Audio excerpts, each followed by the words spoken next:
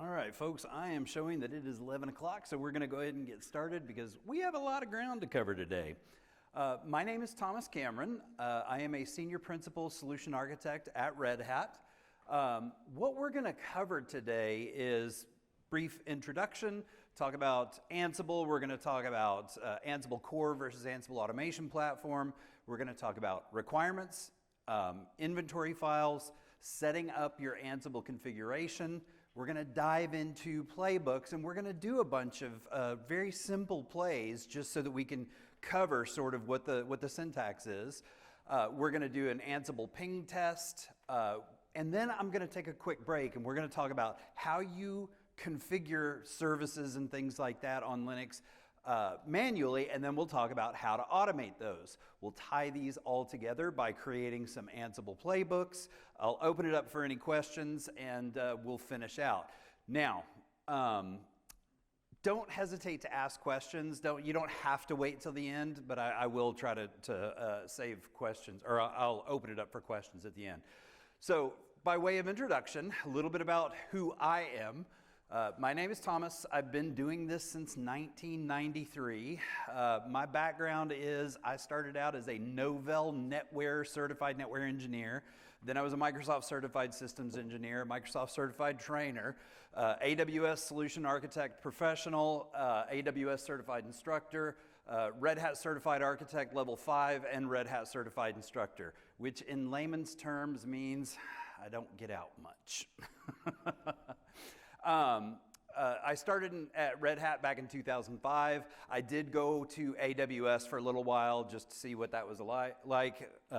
I saw the error of my ways, and now I'm back at Red Hat, and they're stuck with me until I retire. So, just by show of hands, tell me if you have already used Ansible extensively. Why are you here? This is an introductory class. I'm glad you're here, but how about if you've used Ansible a little bit? All right, cool. And how about if you haven't used Ansible at all? Outstanding. I'm targeting this to you who just raised your hands. So for those of you who've been here for a while, this is an introduction. So a little bit about Ansible. I mean, obviously, I'm sure you probably heard of it because you're here, but the thing to understand about Ansible is it's just a suite of tools that enables infrastructure as code. It allows you to automate everything, do configuration management, install software, add users, do all kinds of cool stuff like that. And if you look at where it came from, Ansible was originally written by a fellow named Michael DeHaan back in 2012. It was acquired by Red Hat back in 2015. And the 10,000-foot overview is it's designed to help you configure Unix-like operating systems, also Windows operating systems. Anything that can run Python can be a management node, but it can manage everything from Cisco switches, Juniper routers, AWS EC2 instances. It can set up, Azure environments, things like that. And the really cool thing about it is it's agentless. As long as the target machine uses either SSH or WinRM, you can manage just about anything. It uses a pretty human-readable syntax, YAML. It's not like you're having to write like really obscure Ruby code or something like that. It's just YAML. And like I said, it is available to manage Linux, Windows, network equipment from various vendors, cloud providers, AWS, Azure, Google, Oracle Cloud, IBM. I mean, the list goes on and on. It can do all kinds of cool stuff. I have the Ansible collections installed on my workstation, and I just wanted to give you an idea of how many different modules there are for managing things like Cisco and Fortinet and Checkpoint and Azure and AWS. I mean, there are a ton of tools that are available for you to manage with Ansible. So I just took some screenshots. And the bottom line is, Ansible's cool. Chicks dig Ansible. So it is super easy to configure. There are some things that I do want to talk about very briefly. This is not a sales pitch. I'm just telling you because I work with Ansible at Red Hat. We're going to talk about Ansible Core. This is what you can do from the command line. This does not require any commercial software, any support, anything like that. But when you talk about Ansible Core, which is command line stuff that we're going to do here, it works great. I use it. I've got customers who use it. We love people to use it. But it's really kind of designed for like a single machine to manage, a small to medium-sized environment. I do have customers who are using it in very large environments. I'm not saying you can't do that. But it's not really designed to be shared across, multiple departments, anything like that. You can do it. It's just kind of a manual process. Ansible Automation Platform is designed for enterprise environments. It allows you to share projects. It allows you to share execution environments. It allows you to set up, organizations and users and teams and do role-based access control and integrate with, LDAP or Active Directory or things like that. And it's a graphical tool that you can upload content to and set up permissions and things like that. Now, if you're going to use Ansible Core, which is what we're going to talk about today, let's talk about some of the requirements. So first off, if you're going to set up your machine or a machine to be sort of the management console or the management station, what you need to do is you need to install the Ansible packages. There are a number of ways that you can do it. Because I work with Red Hat distributions, I'm using Fedora as my installer. And with Fedora, if you just install the Ansible package, it's actually kind of a meta package. In other words, it brings in a bunch of requirements behind it. And so I recommend that you just install the Ansible package, and then you're going to create an account. I was very simple. I called it Ansible, but it could be, sysadmin, or you could have a NetOps group, or a user, or a sysops, or a storage ops, or, a departmental group, whatever. It doesn't really matter. But create an account, and when that account logs into the managed systems, give that account the privileges that it needs to run commands. I typically do it using sudoers. And then you're going to create an SSH key for that administrative account, and then you're going to distribute that keys to all the managed nodes, right? For today's session, I set up a couple of machines. I did TXLF, Texas Linux Fest 1, 2, 3, and 4. And TXLF 1 is going to be the thing that I'm going to be running commands from, and 2, 3, and 4 are going to be the systems that I'm going to be managing. So on the management machine, set up the account, the Ansible account or sysadmin or whatever. Now, you do need to grant privileges. In other words, usually what I do is I'll add that group to the wheel group, add that user to the wheel group, and then I'll set up a sudoers.d wheel file that looks something like this. Now, for demo purposes, this is perfectly acceptable. Raise your hand if you think that's a good idea to do out in production land in the DMZ. Shut up. No, in the real world, what you want to do is you want to fine-tune your sudo access. So like I only allow them to do, this account to do DNF or system control or firewall command or something like that. But for sake of demonstration purposes, I just created the sudoers file to say, for the Ansible account, I'm going to allow him to do anything because he's in the wheel group. And then I create the account. I'm sorry, that's kind of hard to read. But basically what I did was I created a user on each of the target machines called Ansible. And I did user add -G wheel to make him part of the wheel group. And then I set the password for that user account. As I said, you want to install at least the Ansible core group, but preferably the Ansible meta package, and the collections you need. Now, you remember I talked about how I showed you that list of all those different collections, like for Cisco and Azure and AWS and things like that. You can, depending on the distribution you're using, install those as packages, and that's what I did. Collections are just bundles of Python modules that are grouped together based on whatever the technology is, right? Depending on your distro, they may be available via a package manager. In my case, they are. If you have a commercial subscription to Ansible automation platform, there are some Red Hat certified collections that we built in conjunction with, like, Cisco and AWS and Microsoft and things like that. And this is just an example of what they look like. You can see there's all these collections that are available, and this is on Fedora. This is not commercial. This is just what you can install. I'm not saying you should install all of them. I'm just saying these are what is available. So, and you can see there's a ton of them. And so what I did was I did DNF install Ansible, and I'm lazy, so I just did Ansible collections star. You wouldn't do this in the real world. I'm just showing you what you can do. So it installs all those packages, and you can double check to make sure that they installed correctly. What I did was I did Ansible doc-L, and I just passed it to word count-L. And you can see that there's 10,000 collections that are available. I'm not saying you should install all of them. I'm just saying that they are available.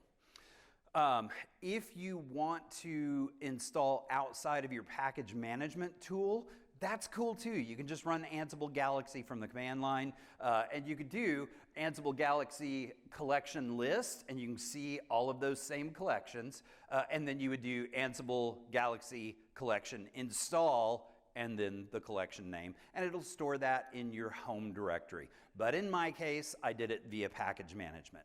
And if you go to galaxy.ansible.com, you can see there are zillions of these collections that are available.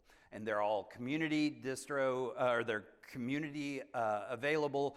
They're distro independent. You can either do it through a package or you can do it from the command line with that Ansible Galaxy. Now, the next thing you want to do is you want to set up SSH keys for the Ansible user on the management machine. And that's easy, SSH keygen. In this example, I didn't set a pass key or anything like that. In the real world, it just depends on what your environment is as to whether or not you'd set up an SSH pass key. But in my case, just for demo's sake, I did SSH keygen, and you can see that it wrote it out into the Ansible's home directory under .sh. On the machines that you're going to manage, you're going to create the user with a password, set up wheel access or whatever you do for privilege escalation, and just make sure that Python 3 is installed. So in this case, this is just a screenshot from one of the managed machines where I grabbed the wheel information from etc sudoers, wrote it out to etc sudoers.d, edited it, made sure that I had the user created with the -G, and then made sure that Python 3 was installed. And that was it. That's all I need to do on the managed machines. And I will say that if you do a base install of pretty much any modern distro, Python 3 is going to be there, so it's going to be manageable. Next thing you're going to do is use SSH copy ID. And this is pretty straightforward. You can see I did SSH copy ID to Texas Linux Fest 2, 3, and then 4. And you can see that now I can SSH into those managed machines from the management machine. Now, optionally, what you can do is you can disable password logins for that management account. And I kind of recommend that you do that. So you're going to write out to a config file under etc ssh sshd config.d, and I just called it ansible password.conf. And so I wrote match user Ansible, and then I said password authentication is set to no for that. So this is what that looks like. That's the final product right there. And so the nice thing about that is now when I try to SSH into that machine as the Ansible user on a machine, like in this case, I'm from my desktop. So I SSH in as a regular user, and that's fine. I'm able to log in. But when I try to SSH in as the Ansible account, it immediately rejects me and says, nope, you don't have a key. You do not get to log in. So again, kind of a belt and suspenders sort of attitude. If you want to get really go medieval on the systems, you can do some cool stuff with firewall command and say, I'm only going to allow access from this one machine. And for those of you who are old like me, you get the reference to Pulp Fiction. All right. So we've set up the management machine. We've set up the machines we're going to manage. How do I tell the management machine about the machines we're going to manage? Well, we give it an inventory file. The inventory file can be formatted in YAML or in any file, .ini file. For this, I always just use any file because it's super easy to do. You can use the global file, the global inventory file under etc Ansible hosts, or you can create a file in your working directory. So if you look at the global one, it's got tons of great examples. I actually kind of like that, and I've used that, as kind of a reference. But in my case, I'm going to create one in my Ansible directory because this is where I'm going to run all my playbooks from. So I create the inventory.ini file. I usually just call it inventory because I'm lazy. And the syntax is pretty simple. You're gonna define groups by setting brackets, and so you can say for all the machines that are going to be run from this directory are in there. If those machines don't resolve in DNS, that's fine. You can actually say the Ansible host IP address is blah blah blah blah. Right? So pretty straightforward. And then you can carve them up into groups. You always want to put them in the all group, but then you could say, hey, my web server is going to be TXLF2, my database server is going to be 3, and my storage server is going to be 4, for instance. It's just limited by your imagination. So now I've told the machine who it's going to manage. Now we need to tell the machine how we're going to manage it. And the way that we do that is we create the Ansible config file. There's a cheat to setting it up. You can, if you've done this for a while, you know you can do vi ansible.cfg and you know all the stanzas you need in there. But if you haven't done it before, you can cheat. You can either use the global one, etc Ansible, ansible.config, or you can create one in your home directory, in the directory that you're running your playbooks from. I use an Ansible config in my local directory just because that way I have fine control over it. Now, you can use the ansible-config init command, and it will create an ansible.cfg file for you. It will actually write it out to less, and you can look through it and see what you want to do. And if you want to dump it to a config file, you can do Ansible config init and then just redirect it out to ansible.cfg. Don't do this. The reason is it will set the defaults. It'll set like a whole bunch of defaults to being on, and you may get some wonky behaviors. So you can see it's like 411 lines of stuff that's been turned on in that config. I don't recommend that. Instead, what I do is I do Ansible config init -- disabled, write that out to my ansible.cfg file, and then there are a few things that you really definitely want to set. And those are, so I do Ansible config init disabled out to ansible.cfg. I want to define whether or not I am going to do privilege escalation. And I see you're snapping pictures. You are welcome to snap pictures, but I'm going to make this available as a PDF, so you're going to get this whole slide deck. So the first thing that you want to define is, do I want to do privilege escalation? Typically, the answer there is yes, right? But it may be that you've got tasks that you can run as just a regular user and you don't need to do privilege escalation. But become method, how am I doing privilege escalation? And where is my inventory file? So /inventory.ini. And this one I think is probably the most important. Who am I connecting as? So in this case, it's the Ansible user. There are some optional ones. There's like 3 other ones that you may want to consider. And that is, who is the user we're going to become? You don't necessarily have to define that, because if you're using sudo, it's going to default to root. But if you want to say, hey, I want to run this as, let's say the Postgres account, because I have some playbooks that I'm setting up Postgres. You can say become user is Postgres. And then do you want to ask for the password? If you're using SSH keys, you don't need to, but if you're not using SSH keys, then you would want to set that to yes. And this one is just kind of cool. You can set the number of forks, in other words, the number of concurrent SSH processes that are running. On my big machine, I've got that set to like 20. And for this little VM that I'm doing here, I've got it set to 5. And so this is what that would look like. So I've got, again, do I want to ask the password? How many forks are there? What is my inventory file? Who am I connecting as? Do I want to become? And if I do, how am I doing it?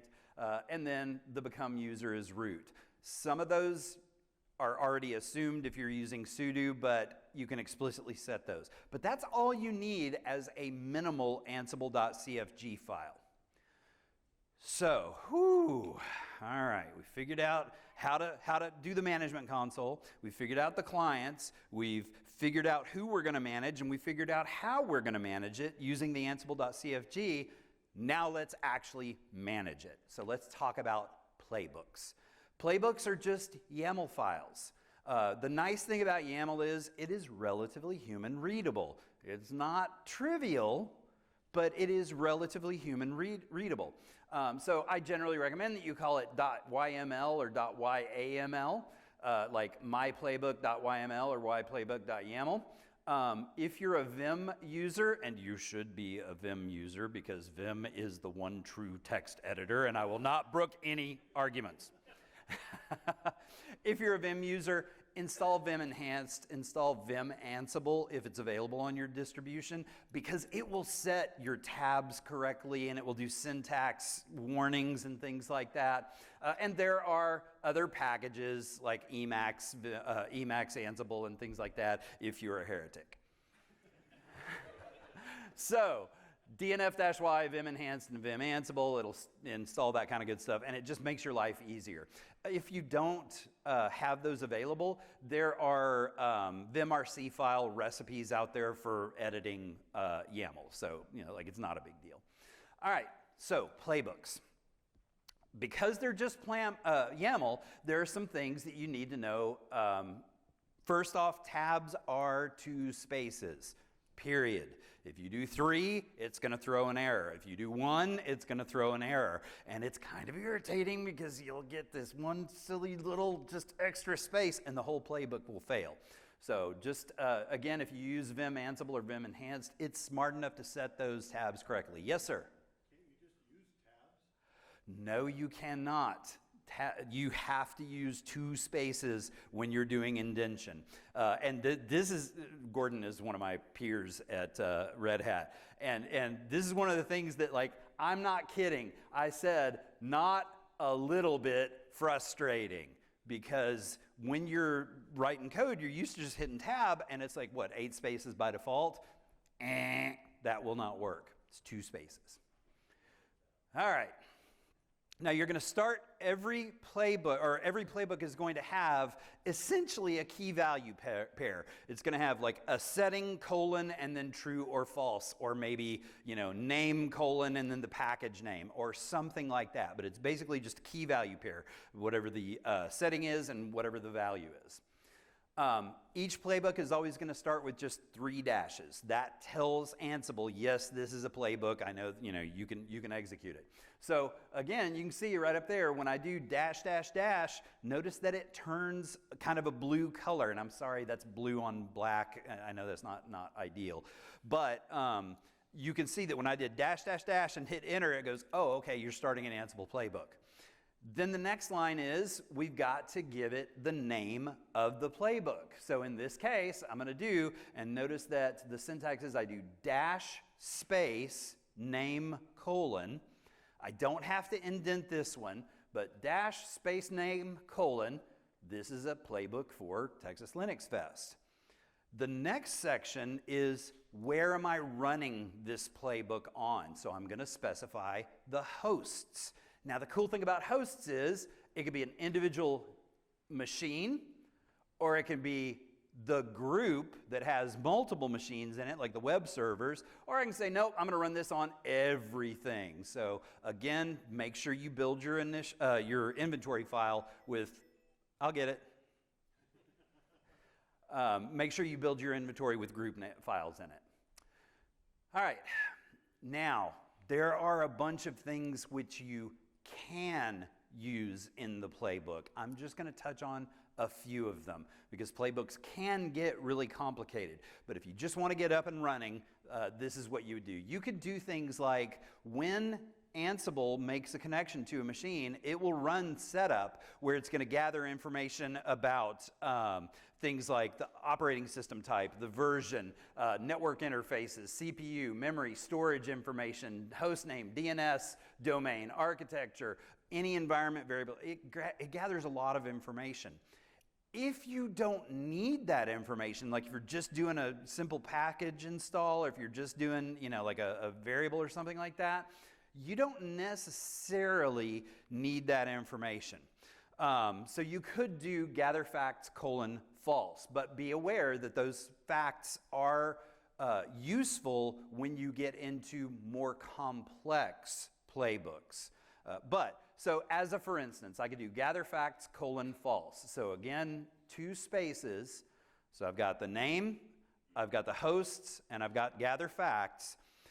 And then you can define whether or not you want to do privilege escalation. So you could choose become, true or false. Now, to be clear, you already defined that in the Ansible.cfg.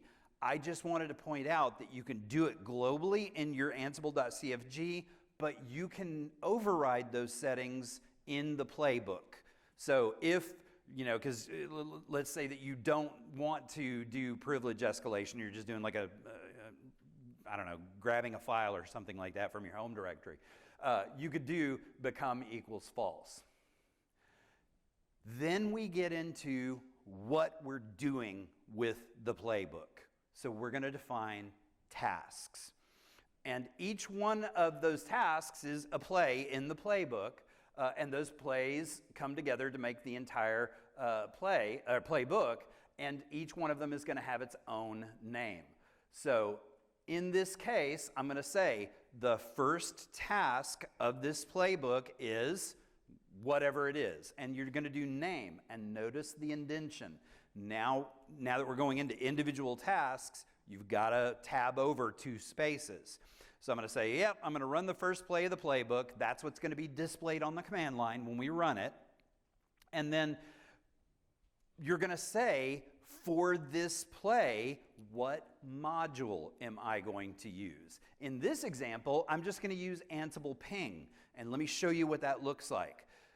Ansible ping is a great way to get started because it's going to test a couple of things. It's going to make sure that SSH is set up, the account exists on the target machine, it has Python 3 installed, and optionally, does privilege escalation work? So you can define the task with the full name of the collection, like Ansible built-in ping, or you can just use the short name, ping. My recommendation is when you get started, use the full name because repetition is going to help you remember those things. So this is the same Ansible built-in ping as this, just ping, but I recommend you use the full name. Now, this is a super simple test. It's just saying that it can log into the machine, the account is there, and privilege escalation works, right? So you could do Ansible playbook and then the name of the playbook, but I like to use Ansible playbook name, -- syntax check. And this is a terrible slide that you can't even freaking read, can you? Oh my gosh, y'all, I'm sorry. I should have done this with a white background. I apologize. So in this example, what I did was I intentionally introduced a typo. And in that typo, I just put an extra space in the name of the collection, and it came back and it said, no, that doesn't work. And so I went in and I see that, oh, yep, there's a space right there. So I fixed that. And then I run the syntax check again, and it comes back with no errors. So now I've tested my playbook, and I can run the playbook by doing Ansible playbook, whatever the playbook name is. And when I run it, by default, Ansible will come back and give you any warnings on the command line. These warnings are not really important. They're literally just more warnings saying that there's a mismatch in Python versions. That's not a big deal. Yes, sir?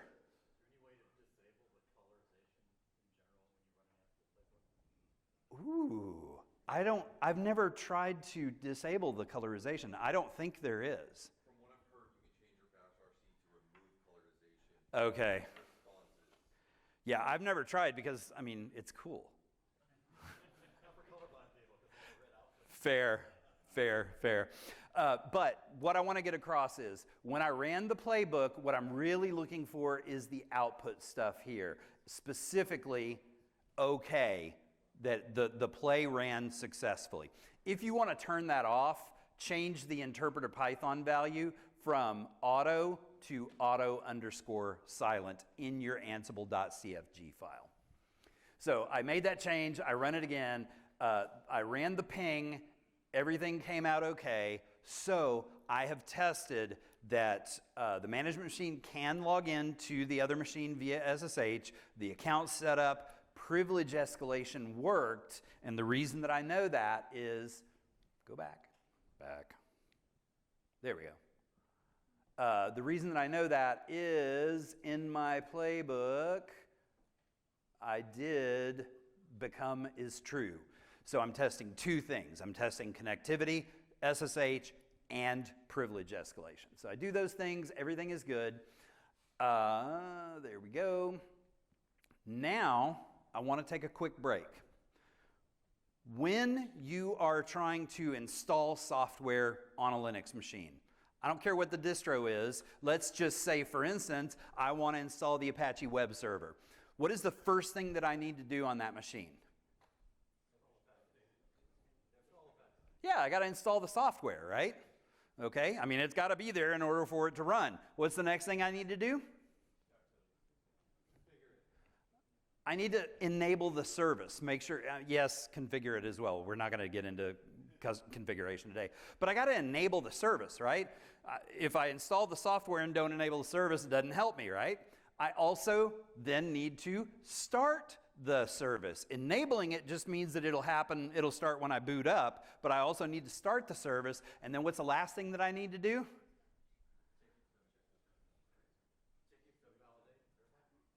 Validate, but if I'm running Apache web server, what do I need to do to make sure that people can connect to the Apache web server?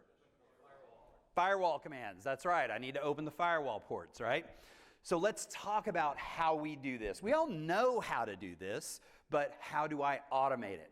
So we're going to install the software, enable the service, start the service, open the firewall ports, and the way that we're going to do this is to install the software. You can use the overarching generic Ansible built-in package module that works across multiple Linux distros. In fact, it even works across different operating systems like Solaris or BSD or whatever. But it's super basic. It's just when I run Ansible doc against Ansible built-in package, you can see it'll install on pretty much anything, but it is super simple. It's just, what's the package name, and is it present or absent?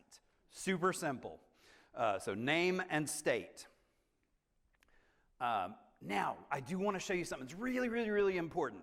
When you use Ansible doc, not only does it give you reference information, it gives you examples. This is a cheat. Use Ansible doc and look at the examples, and it will make more sense. Now, so we're going to install something, and it is literally like, what is the package, and is it present, or is it absent? And that's it. Or is it the latest version? However, if you use the specific package management tool for your distro, In this case, Ansible built-in DNF, because I'm using a Red Hat distro, there are a bunch of additional options just to be aware of. So I'm going to do, again, because my cheat is always to use Ansible doc against whatever it is, so ansible.builtin.dnf. And you can see, and I'm sorry the color is terrible, I need to redo these slides with the right backgrounds, but it's going to tell you what the package name is, it's going to say what the setting is, like is it, I'm sorry, it's going to give you, I was even blinded by that damn thing. It's going to do downgrading, it's going to be doing things like allow erasing, auto remove, the best version or not, what else?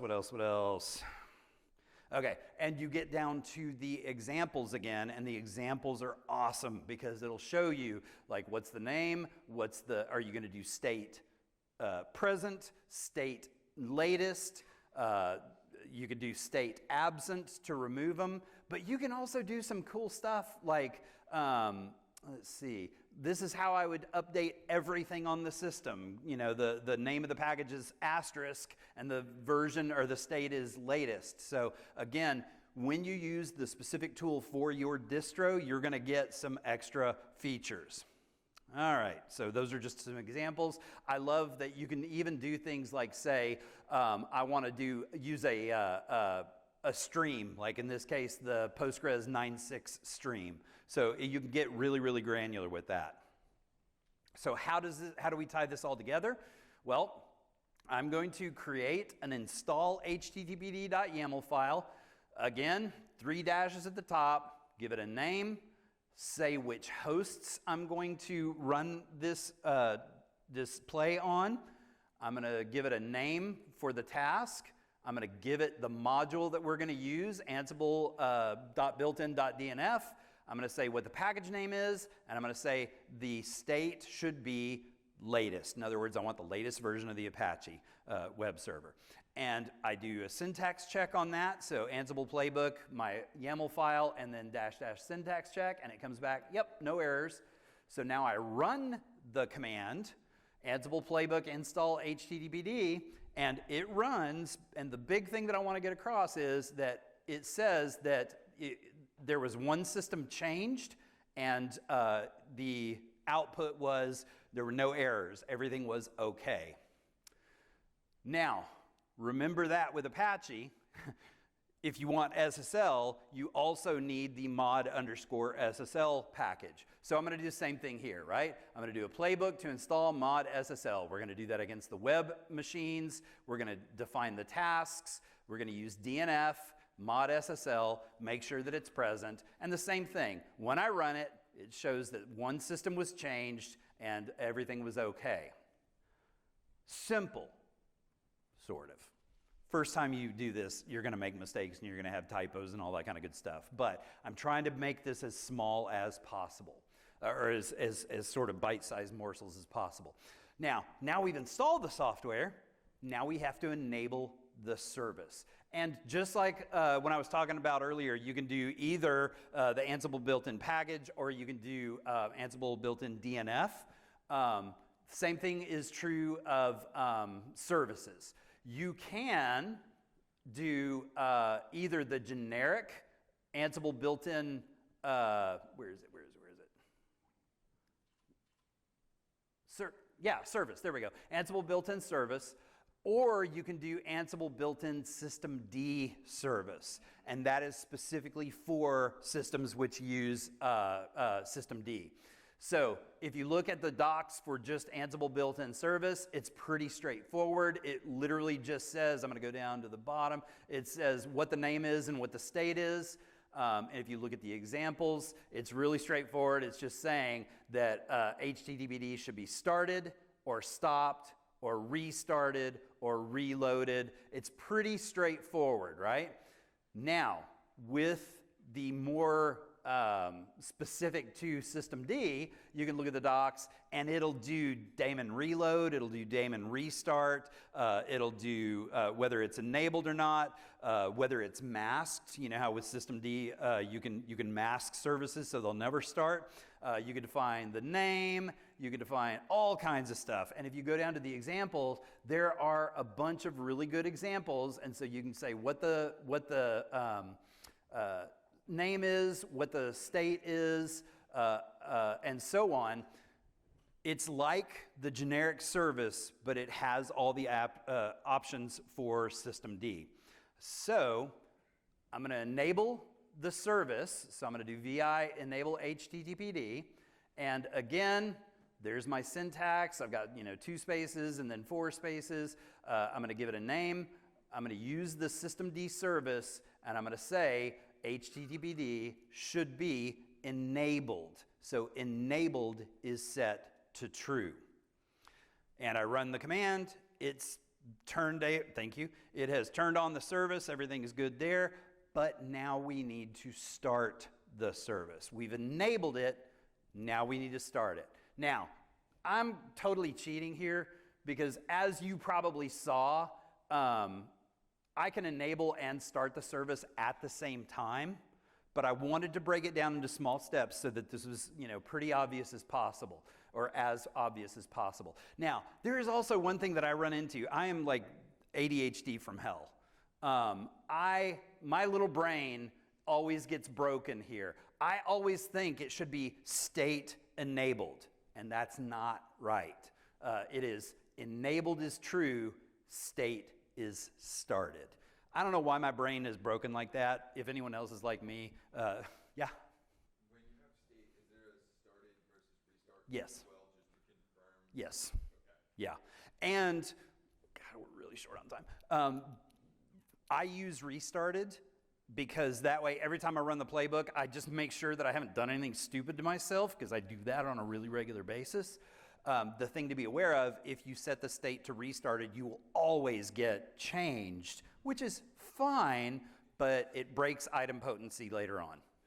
All right, so here's what it looks like.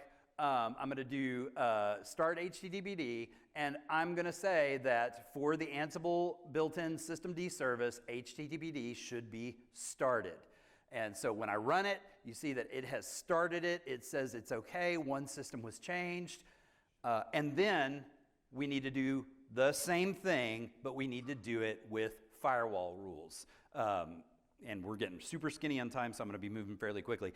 I know we're about to get to lunch. If I run just a little bit over, does anyone, if you need to leave, leave, but I may run just a little bit over. All right.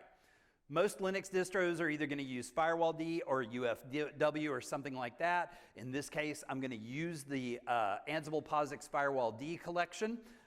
And again, you can use firewall command, get services, and you can see that there are the HTTPD or HTTP services. So I'm going to use the Ansible doc against firewall-d, and it's kind of what you said, or what you're used to. You can specify what you want the service to be. You can specify what port you want, et cetera, et cetera. And let me give you some examples of this. So I'm going to pop down, because there's a lot of good stuff on here. There are some amazing examples in the documentation, but I'm going to show you what that looks like just practically. All right. This playbook is going to be a little bit more sophisticated, just because I'm showing you how to make things a little bit simpler by putting a whole bunch of plays in one thing, in one playbook. So I'm going to do firewall config, and I'm stacking everything together this time. Instead of doing an individual config to set the service, what I'm going to do is I'm going to say, this is the playbook, here's the task. I'm going to use the Ansible POSIX firewall-d collection. The service that I'm dealing with is HTTP, and the state is enabled. I want it to be permanent, so permanent set to true, and immediate set to true. So again, I can do multiple things in a play, and then I do the same thing for HTTPS. So I'm going to do HTTPS, enabled, permanent, and immediate. If I need to do something that doesn't have a defined service name, I can open the port. So in this case, I've done an example where I'm going to enable SSH. This is a bad way to do it. Use the service name for consistency's sake. But if you want to, you could say, with Ansible POSIX Firewall D, the port number and the protocol, so 22 and TCP, enabled, permanent, and immediate. And you run that. Now the service is installed, it's enabled, it's started, the firewall ports are opened, and bada bing, it works. And you can do this all together. And I'll show you that in a second. I do want to talk about idempotency. I know that we're just about out of time. Being idempotent means that you can run a process multiple times without damaging anything. And that's true. Ansible playbooks are idempotent, or if they're written correctly, they should be idempotent. And so in this example, what I did was I said, what happens if I run the install HTTPD again? It's going to come back and say, I ran successfully, but nothing was changed. And then if I do the firewall script, or the firewall playbook, again, everything was fine, but nothing was changed. So if you write your playbooks correctly, you can run them as many times as you want. If you do set the state to restarted, that's totally cool, or reloaded or whatever. That's totally cool. Just be aware that you're going to see changed, which may be what you want, so that's okay. All right, putting it all together. I'm going to go through this real quick because we got to get out of here. Basically, you saw me do individual, like bite-sized morsels. You can put these all together. I can do a combined playbook where I put in install HTTPD and mod SSL, and I want to show you that I can do for DNF, I can do name dash package name, dash package name. So you can do lists in playbooks. And I want to say that they're going to be state latest. Then the next one, I want to make sure that the HTTPD service is started, and I put them together. It's enabled and started. And then I want to say, I want to open up the ports in the firewall. So I'm going to say, ooh, hey, look at this. I can do a loop in here as well. So I can say for service in whatever the item list is, I want it to be enabled, permanent, and immediate for HTTP, for HTTPS, and for SSH. So you can get more complex, and I ran it. It shows what was changed, because I uninstalled everything for the demo, and boom, it installed it, it enabled it, it started the service, and it opened the firewall ports. Yes, sir? Is that notation with the item and the loop just something in YAML that's part of the YAML standard? Yes. Yeah. All right. Whew, guys, we're like 2 minutes over. Any questions before I continue on? Yes, sir. So I'm coming from a salt stack Yes. thinking environment, and a lot of the things that I've developed or already ran into are going from a minion to call to master to call to a stateful event. How is that the same? Do I have to just have that build that YAML file local to the client for them to be able to? No. Now, when you say client, are you talking about the machine that's logging into the other machines? Local machine, whatever the local that the person is on is not an Ansible master, whatever master server or whatnot. If you want to do that, where like I'm going to be logging in from a remote machine, but I need to run the jobs from the machine that has like the SSH keys and stuff on it, then I recommend that you SSH into that machine, or you use Ansible Automation Platform because it's a nice web UI that you can. You're always basically issuing from a master. Yes. Yeah. Now, having said that, this is not best practice. Like I run all my Ansible playbooks from my workstation because I have a little home lab that I can do that from. But in production, you really should have one hardened machine that you have to, log in with your individual user so we can track what you've done, et cetera, et cetera, et cetera. But, for ad hoc stuff, yeah, you can do it from your command line as long as you have SSH keys or at least know the username and password. Yes, sir? You can turn off colors on Ansible. You can? How? Export Ansible no code. It's in Ansible. Is it? I've never looked at it. Okay. Yeah, also actually in your shell, you can export Yeah, I'm sure you can, but no, I like the colors, so, and I don't have color blindness, so I'm not the right. But not only does it do the color for the playbooks, or the playbooks, but also the Ansible dot. Oh, really? It takes the color out of that too. Oh, okay. Good to know. All right. Yeah, so I didn't know. Yes, sir. Way back in the beginning, you added the Ansible user on the management node to the wheel group. Yeah, and I realized after I captured those screenshots, I should have done the wheel group on the target machines. But in this case, the reason I added them is because I needed to run DNF install Ansible and things like that. You don't have to make the Ansible user on the management console part of the wheel group. I just did for the demo, and I should have been more clear on that. Unless you're managing your master, in which case, yeah.